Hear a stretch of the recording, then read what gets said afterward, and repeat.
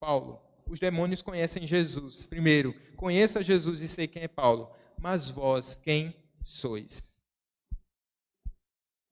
O pior até então é o fato deles não serem, nesse recorte aqui, conhecidos pelo próprio espírito maligno. Mas há algo mais trágico aqui. Eles não são conhecidos, em última instância, pelo próprio Deus.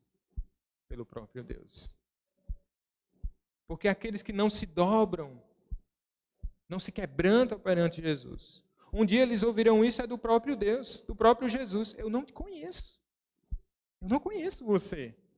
E esse é o estado mais preocupante aqui desses judeus. E aqui ocorre um exorcismo inverso, com um demônio expulsando os exorcistas. Não riam, por favor. Terrível. No verso 17 diz assim: chegou este fato ao conhecimento de todos, assim judeus como gregos, habitantes de Éfeso. Continua o texto dizendo: veio temor sobre todos eles, e o nome de Jesus era engrandecido. Qual o resultado disso? Judeus e gregos, sobre eles vem temor. O nome do Senhor Jesus era engrandecido. Nós temos falado aqui da vitória do Evangelho. Até mesmo um ato bizarro como esse, o Senhor Deus transforma num meio de edificação, um meio de salvação. A centralidade divina no poder do Evangelho. Essa é a autoridade, meus irmãos. E agora nós vamos para a transformação pelo Evangelho. Queria que vocês acompanhassem agora, verso 18. Muitos dos que creram vieram confessando e denunciando publicamente as suas próprias obras. Aqui há um contraponto. Enquanto os judeus se endureceram, eles quiseram imitar uma fórmula, mas não se quebrantaram perante o Senhor. Agora o foco de Lucas é mostrar o quê? O efeito do Evangelho naqueles que tinham se dobrado perante o Senhor. É isso que ocorre. Muitos dos que creram vieram confessando e denunciando publicamente as suas obras. Lucas fala aqui dos crentes que tinham vindo para a fé em Cristo e que continuaram envolvidos com as artes mágicas, e quando ouviram sobre o ocorrido com os filhos de Seva, compreenderam que tais práticas eram incompatíveis com o Evangelho. Eles que já tinham conhecimento do Evangelho. Mas agora, através desse episódio, é como se nesse processo deles de santificação, algo tivesse mudado. Eles percebendo, isso aqui não é do Senhor. E eles são constrangidos pelo próprio Espírito de Deus. Veja o que diz o verso 19. Também muitos dos que haviam praticado artes mágicas, reunindo seus livros, os queimaram diante de todos. Calculados os seus preços, achou-se que montavam a 50.000 denários. Primeiro, aqui foi uma confissão coletiva. A gente pode lembrar de um avivamento, onde o Espírito Santo age de maneira individual, mas no mesmo período, numa mesma época e no mesmo lugar. Qual o fruto disso? Um avivamento. Eles fazem essa confissão constrangidos pelo Espírito Santo, mas de maneira externa, de forma espontânea. Essa ação do Espírito Santo presente aqui é algo público. Eles começaram também por si mesmos, porque o texto vai dizer que eles denunciaram publicamente as suas próprias obras. Então é algo que parte de cada um desses irmãos. Isso procede da fé. Essa também é uma evidência da conversão. E eu queria imaginar com vocês aqui essa cena maravilhosa. Deus agindo de maneira poderosa ali naquela velha Éfeso, entregue ao ocultismo, entregue à magia. E agora, como fruto do Evangelho, a gente percebe essa transformação poderosa e espontânea. Eles estavam levando seus livros de magia, e esses livros de magias eram livros caros. e eles não eram compartilhados. É como se você tivesse os segredos ali da magia. Isso era importante para o pessoal nessa época, para esses mágicos. E eles levam tudo que tem, reúnem os livros e queimam diante de todos. Qual o preço disso? 50.000 denários. Um denário equivale a um dia de trabalho. Se você trabalhar aqui 6 dias por semana, a gente pode calcular aqui 167 anos. Quase o tempo da Previdência, né? Para a gente se aposentar. 167 anos. Está faltando um pouquinho ainda, né? Está faltando um pouquinho, mas é quase esse tempo. Ou seja, isso mexeu com eles. Mexeu com o bolso deles. Foi algo que foi sacrificial para eles. Mas o Evangelho é isso. E nos constrange de tal maneira, de tal forma, que o nosso desejo é o quê? Glorificar a Deus. E uma evidência de transformação, ela precisa ser percebida, meus irmãos. Aqui foi notório, algo público. Eu fico imaginando aquela população de Éfeso, percebendo toda aquela movimentação, talvez aqueles pagãos olhando para tudo aqui, dizendo, isso é um desperdício. Por que estão fazendo isso? Eu quero. Eles poderiam se apropriar e repassar, né? Colocar na OLX, estou vendendo aqui meio que baratinho, mas eu estou dando o fim. Mas esse é um sinal de conversão. Esse é um sinal de transformação. Esse é um sinal da ação do Espírito Santo. Nós, quando fomos chamados por Cristo, nós também fomos chamados a abandonar. Abandonar o pecado. Abandonar as velhas práticas. Isso ocorre também diariamente. Somos chamados e conclamados por Deus, constrangidos pelo Senhor, a abandonar o pecado. Uma vida de renúncia. É algo pontual que ocorre no ato da conversão, mas é um processo também. A gente vai se desgarrando de tudo aquilo que nos separa de Deus. Eu pergunto a você nessa manhã, o que é que tem te separado de Deus? O que é que você precisa jogar fora? O que é que você tem acumulado aí no seu coração que tem te afastado do Senhor? Eu me lembro da conversão do meu tio, se converteu há mais de 20 anos atrás. Ele estava ouvindo o Evangelho, a minha vozinha que vocês têm orado, muito obrigado pelas orações, pregava para os seus filhos. E aqui, o meu tio já ouvia a palavra de Deus, mas não tinha confessado o Senhor ainda. Ele faz uma viagem. Sai de Campina Grande, ele vai a São Paulo, lá ele visita uma igreja e a palavra de Deus finalmente alcança o seu coração.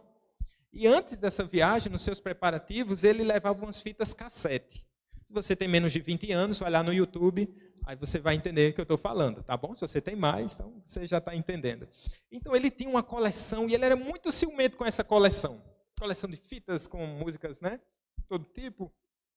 E ele resistia até a emprestar esse material para outros. Não gostava e dava recomendações quando emprestava esse material. E ele tinha levado uma caixinha cheia de fitas cassete e estava lá no seu Walkman, lá ouvindo. Né? Se você não sabe o que é, vai no YouTube e depois você vai saber. E aí ele foi ouvindo daqui para São Paulo, de ônibus. Porque foi 2 dias de viagem, né? Ele escutou, meu pai do céu. E aí, quando ele volta, ele disse que pegava aquelas fitas e jogava. E ele saiu jogando no decorrer da viagem. 2 dias jogando fita, né? Imagina como foi que ele chegou aqui. Chegou sem nenhuma fita. Mas qual é o ponto aqui? A evidência da salvação, ela se demonstra no ato de nós abandonarmos tudo aquilo que nos separa de Deus. E aqui eu não vou dar uma aula sobre cosmovisão, sobre cultura, mas se há esse aspecto em qualquer da nossa vida que nós percebemos que isso tem nos afastado do Senhor, nós prezamos pela comunhão com Deus Trino, nós prezamos agora por uma vida de consagração ao Senhor, nós agora queremos estar mais perto, mais perto, mais perto de Deus, de modo que tudo diante da glória de Deus, ela perde o seu valor, é diminuto, e a gente vai dando fim. A nossa vida, irmãos, até a Nova Jerusalém, a gente dá fim nas coisas que nos afastam de Deus.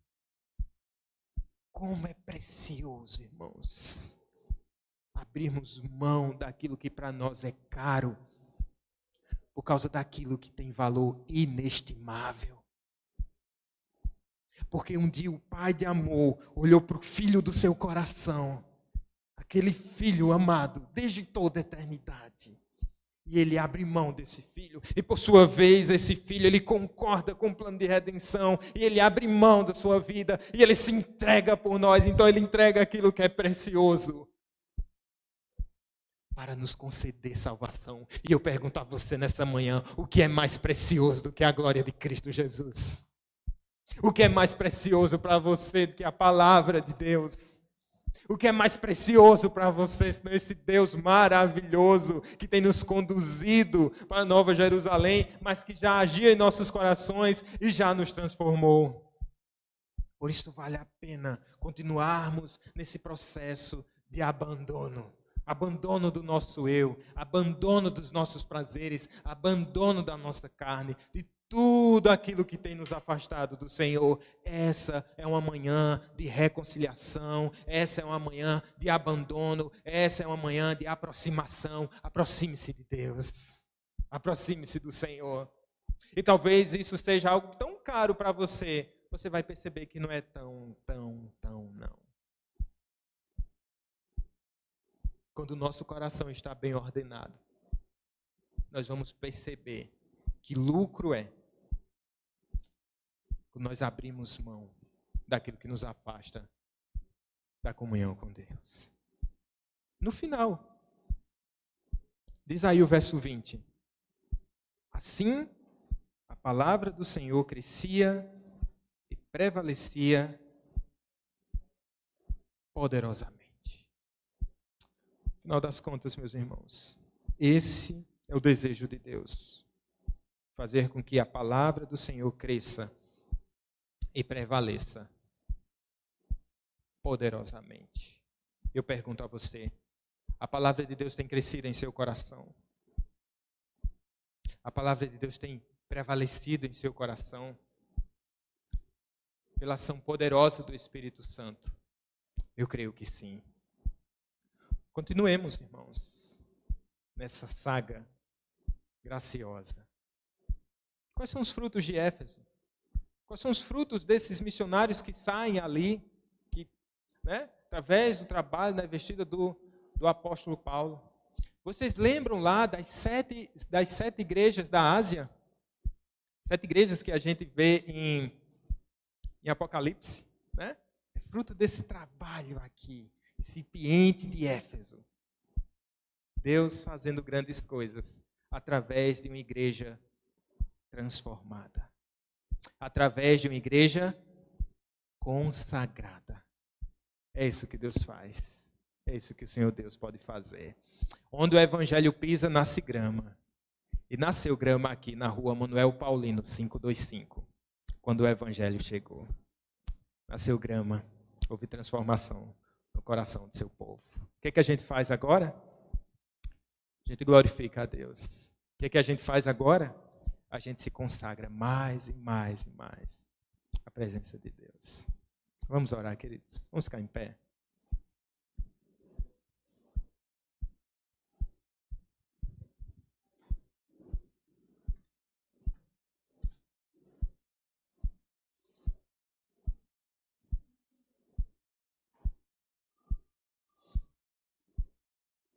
Agradecemos a Ti, Senhor, por Tua palavra.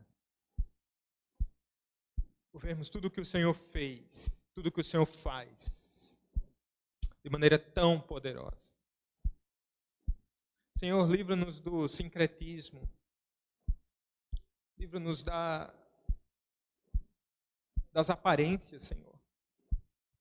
O que precisamos, ó Deus, é de um coração transformado e quebrantado na tua presença, ó Senhor. Ó, querido, obrigado porque a tua palavra encontrou abrigo no coração do teu povo. Obrigado porque o Senhor, que é o autor da salvação, nos encontrou quando a estrada era só escuridão. Quando estávamos entregues a uma vida de idolatria e de perdição, o Senhor nos chamou e a tua voz rompeu nossa surdez. Eis aqui estamos, ó Pai. Nós te bendizemos por tudo. Queremos nos consagrar, Senhor, na tua presença. Queremos, ó Senhor, abandonar. Mostra-nos, ó Deus. Ajuda-nos, ó Senhor, a vivermos uma vida de constante abandono de tudo aquilo que tem tentado nos afastar de Ti. E obrigado pelas vitórias que temos alcançado. Obrigado, Senhor, porque já não somos mais os mesmos.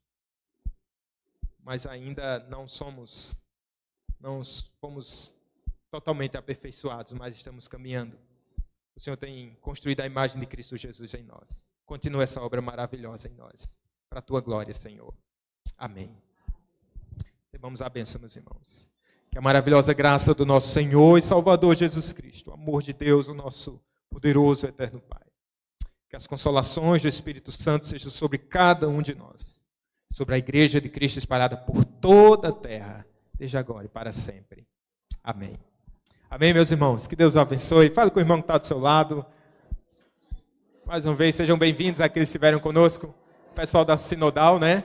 Deus abençoe, voltem sempre. Outros queridos que estão conosco.